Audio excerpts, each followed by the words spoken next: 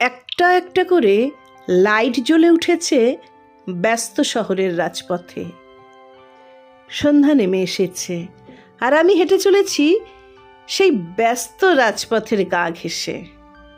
না, এটা কোনো ব্যস্ত রাজপথ নয়, এটা সওলা ব্রিজ। আজকে আপনাদের সেই সওলা ব্রিজের গল্পটা শোনাবো।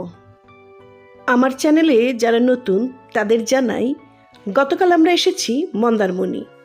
তারপর আজ বিকেলে মন্দারমণি থেকে একটা অটো ভাড়া নিয়ে আমরা চলে এসেছি দক্ষিণ পুরুষোত্তমপুর। দক্ষিণ পুরুষোত্তমপুর ঘুরে নিয়েছি এবং সেখানে কি দেখলাম সেটা নিয়ে আমি একটা ভিডিও বানিয়েছি। সেই ভিডিও আমার চ্যানেলে আমি আগেই পোস্ট করেছি। সেই ভিডিওর লিংক আজকের এই ভিডিওর ডেসক্রিপশন বক্সে আমি দিয়ে রাখলাম। আপনাদের কাছে অনুরোধ রইল ভিডিওটি দেখে আসার। এবার আমরা অটো নিয়ে চলেছি সওলা ব্রিজ দেখতে, আর তারপর সওলা ব্রিজ দেখে আমরা আবার মন্দারমণির হোটেলে ব্যাক করব। এই পুরো জার্নিটার জন্য অটো ভাড়া নেবে 600 টাকা। এই মুহূর্তে আমরা দীঘা কাথি মেরিন ড্রাইভ ধরে চলেছি সওলা ব্রিজের দিকে। এই দীঘা কাথি মেরিন ড্রাইভ একদিকে কাথি শহর আরেকদিকে দীঘা শহরকে যুক্ত করেছে। এই রাস্তাটি এখনও কাজ চলছে, আর এই রাস্তাটি সমুদ্রের প্যারালালেই চলছে, মানে বেশ কিছুটা দূরেই রয়েছে সমুদ্র। আর কাথি থেকে এই রাস্তা ধরে এগোলেই আমরা বিভিন্ন সি বিচ দেখতে পাবো, যেমন দক্ষিণ পুরুষোত্তমপুর, মন্দারমণি, তাজপুর, শঙ্করপুর, দীঘা, এরকম।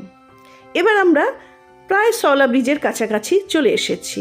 আপনাদের বলেছিলাম রাস্তায় কাজ হচ্ছে, তাই দেখতেই পাচ্ছেন কিছু কিছু জায়গায় রাস্তা এখনও মাটির, আর দুদিকে এত সুন্দর সব দৃশ্য। সেই সব দৃশ্য দেখতে দেখতে এবার আমরা এগিয়ে চলেছি।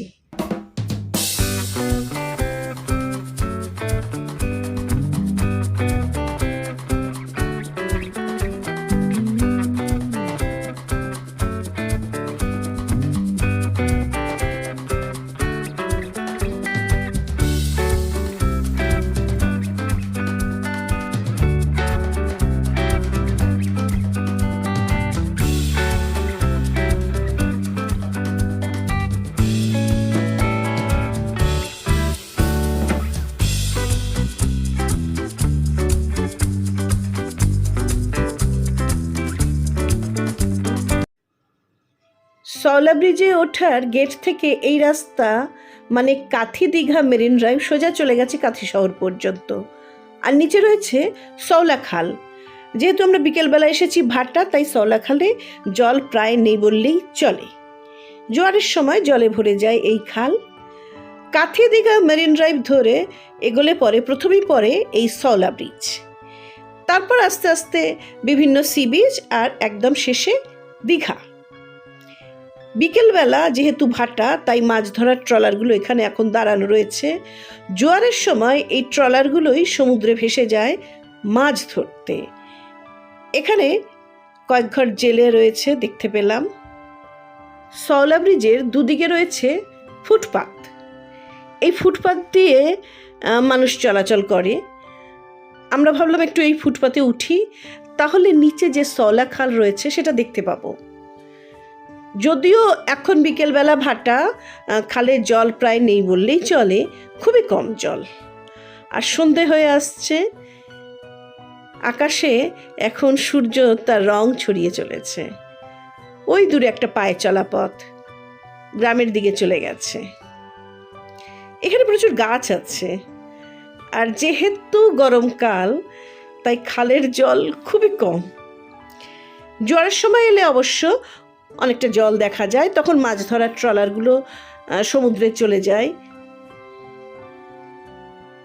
এই মুহূর্তে অবশ্য সওলা ব্রিজ বেশ ফাঁকা, তবে স্থানীয় লোকজন আসে এই ব্রিজে, এই ফুটপাতে দাঁড়িয়ে গল্প করে, হাওয়া খায়।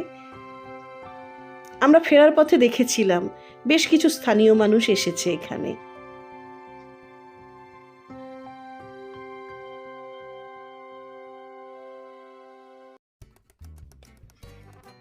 ব্রিজের একদম শুরুতে দেখুন দুধারে রয়েছে বেশ কিছু দোকান। এইসব দোকানে বিভিন্ন ধরনের খাবার কিনতে পাওয়া যায়। আমরাও একটা দোকানে বসলাম, কিছু খাবার খেলাম। সন্ধ্যা হয়ে গেছে, তাই আমরা এবার ফিরবো ভাবছি।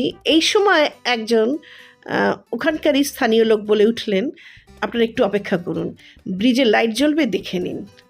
ভাগ্যিস অপেক্ষা করেছিলাম, আর দেখুন তার রেজাল্ট আপনাদেরও দেখাতে পারলাম। ব্রিজে লাইট জ্বলে উঠেছে, আকাশে সূর্যের আলো প্রায় নেই। ওই দূরে গ্রামের রাস্তা, শলাখালের অল্প অল্প জল।